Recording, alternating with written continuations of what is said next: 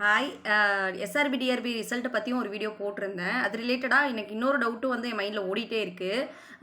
இந்த eligibility criteria இருக்குது இல்லையா, பிகாம் கோஆப்ரேஷன், எம்காம் கோஆப்ரேஷன் படித்தவங்க, டிப்ளமோ முடித்தவங்க, இவங்களாம் வந்து எலிஜிபிளாக இருக்காங்க. அவங்க எழுதி முடிச்சதுக்கப்புறமா அந்த சர்டிஃபிகேட்டை சப்மிட் பண்ணதுக்கப்புறமா பணி நியமனம் போடுவாங்கன்னு அந்த நோட்டிஃபிகேஷன் ஃபார்மில் இருக்குது. நான் படித்து பார்த்தேன்.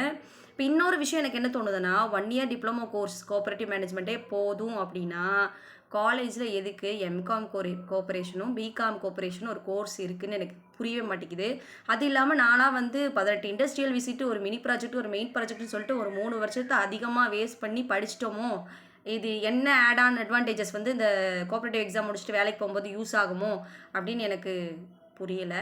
ஏதாவது அட்வான்டேஜ் இருக்கான்னு தெரியல. காலேஜில் இப்படி ஒரு டிகிரி இருக்கிறது எதுக்குன்னு புரியல. 1 இயர் கோர்ஸே போதும்னா இது எதுக்கு அப்படிங்கிற மாதிரி எனக்கு கேள்வி வந்துட்டே இருக்குது. உங்களுக்கு என்ன தோணுதுன்னு மறக்காமல் கமெண்ட் செக்ஷன் சொல்லிட்டு போங்க. அப்போ தான் எனக்கும் ஒரு தெளிவு கிடைக்கும்.